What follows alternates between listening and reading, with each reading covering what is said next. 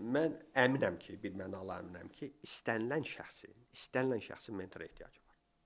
Onlar bunu başa düşmür sadəcə. Ehtiyacı nə mənada? Onun tələbi daxildə yoxdur, amma olsa xeyli dərəcə daha uğurlu inkişaf edər. İstənilən şəxsi.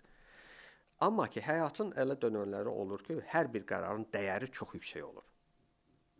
Məsələn, çox ağır bir qərar qarşısında durmusan, dilemma qarşısında olmusan, bir neçə dilemma qarşısında çıxış yolu tapmalısan, seçim etməlisən. Və ya da ki, karyeranda batalığa düşmüsən, artıq özündə güc tapa bilmirsən, necə inkişaf edim. Bu kritik dövrlərdə mentorun rolu xüsusi yüksəkdir. Amma çox vacibdir ki, gözləməyəsiniz, yəni ən son dövrə, ən son məqamı uzatmayasınız. Bir qədər proaktiv olmaq lazımdır. Onunla bağlı bir deyim, qabaqlayıcı addım atan həmişə qabaq digərlərindən, özünün dünənkindən xeyli qabaq olur və başqa şəxslərdən, potensial rəqiblərindən daha qabaq olur.